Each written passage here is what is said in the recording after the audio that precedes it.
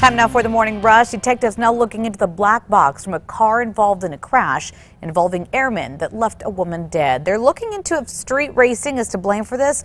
3 of the 4 Kirtland Air Force airmen officials say were involved are waking up in the hospital. Authorities say the car the airmen were in passed another vehicle, striking the woman at Louisiana and Ross, then struck an apartment building. Well, take a look at your screen. The Sunland Park Police Department, they're asking for you to keep an eye out for this missing and endangered woman. Police say 39-year-old Maria Inez Franklin was last seen leaving the Sunland Park Racetrack and Casino yesterday afternoon. She was wearing a purple shirt with white stripes, torn light blue jeans, and white shoes. Kristen. A near perfect spring day ahead of us as the next big weather maker doesn't arrive until tomorrow. So running through the day today, you're going to find plenty of sunshine. Temperatures in those 50s, 60s and 70s, and winds generally staying less than 15 miles per hour. Crystal? New this morning, we could soon find out if one of the teens connected to a deadly crash in a stolen Jeep will officially change his plea in a separate case. Police say Dominic Rougemont was driving during the 2017 crash that killed DeMarcus Blea. This morning's hearing for a change of plea is for a charge surrounding a stolen gun that happened months before the crash. Along those lines, the family of the victim, DeMarcus Blea, say they will move his grave if vandals keep striking. This morning, it's still covered in graffiti and damaged. The vandalism discovered on Wednesday. A family member says it is the second time vandals targeted her nephew's resting place at Sandia Memory Gardens. Lawmakers hope that a bill on the governor's desk right now will boost voter turnout. Governor Lujan Grisham has until April 5th to sign it. The proposal would allow New Mexicans to register to vote at early voting sites on Election Day. Now, under current state law, voter rolls that close 4 weeks before Election Day. It would take effect in time for the 2022 election. Happening now, we are waiting to find out if Attorney General William Barr will testify before the House Judiciary Committee. This is something that Jerry Nadler is requesting. Now, this comes after Barr released a letter summarizing the findings of Robert Mueller's investigation. It found that the Trump campaign did not collude with Russia, but did not totally exonerate President Trump.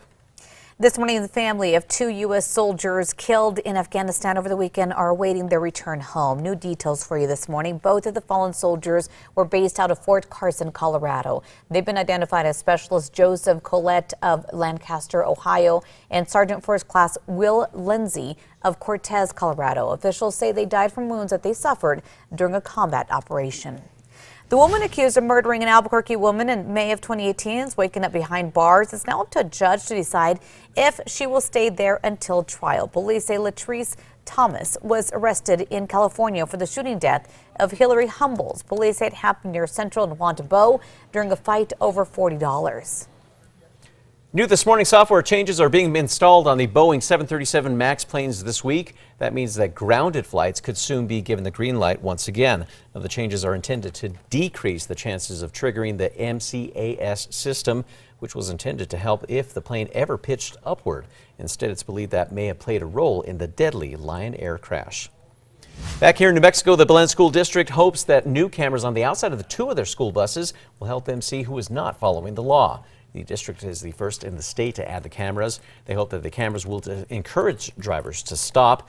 Drivers who do not stop for a school bus stop sign could be fined $100. New details for you this morning. Albuquerque City Council is expected to vote on a Balloon Fiesta postage stamp at the beginning of April. The stamp would commemorate Fiesta's 50th anniversary.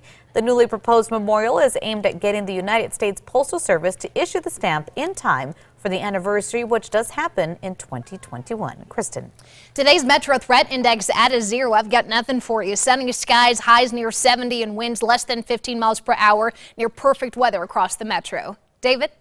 A Los Lunas family's new position is spreading Down syndrome awareness and the advocacy for it here in the state. 10-year-old Ian Anderson was recently named an ambassador of Nothing Down. That's a nonprofit dedicated to support and advocacy for families with Down syndrome. Ian is one of a few dozen Nothing Down ambassadors in the world and the only one here in New Mexico. New this morning, an Albuquerque man says his new app to help recovering addicts will likely launch later this summer. It's already being picked up by court systems across the state and the country. Mark Schmelin created the app. It includes a calendar to keep appointments, a selfie check-in, and a relapse tracker. He hopes it will help clients stay clean. Well, more trees here in New Mexico are dying for the first time in 5 years. Officials say that could improve because of recent snow and rain. According to the Santa Fe New Mexican, in 2018, more than 120,000 acres of forest trees died. That's up nearly 50% from 2017. Now, one official says record heat and drought is to blame. Let the countdown begin this afternoon at 1:05. You can catch the Topes take on the Colorado Rockies at Isotopes Park. Berm tickets are still on sale for the exhibition game. Gates open at 11 o'clock this morning. Kristen. Time now for a check on that Monday morning commute. The map looks quiet right now, just some construction out there. And we've got our news tracker headed east on I-40. At this point, there's no major crashes to warn you about, but of course, we'll keep an eye on this for you throughout the day. Well, the Sweet 16 is set with only one Cinderella team in there. That is 12th-seeded Oregon. Top-ranked Duke survived a scare from the University of Central Florida to advance. And the South's 2-seed Tennessee avoided blowing a 25-point lead to Iowa. The next round kicks off on Thursday. That Duke game was crazy. I know a lot of folks were on the edge of their seat.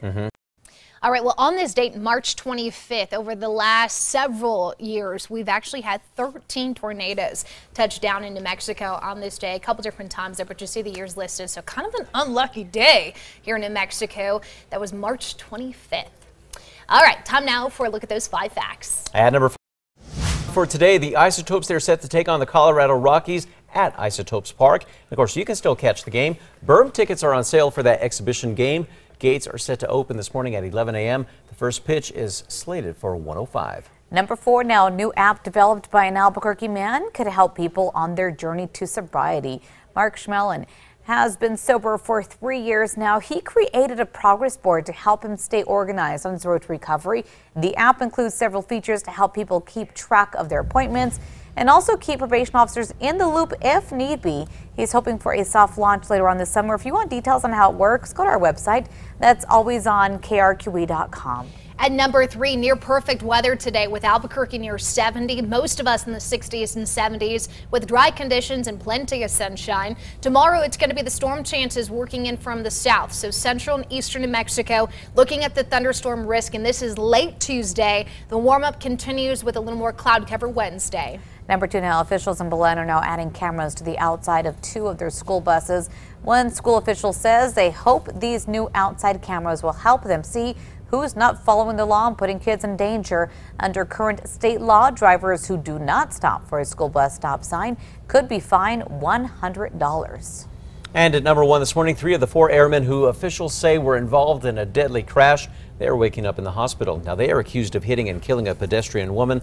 Police say they will examine the black box from the car to look at how fast they were going. Now, this would be to find out if the airmen were street racing.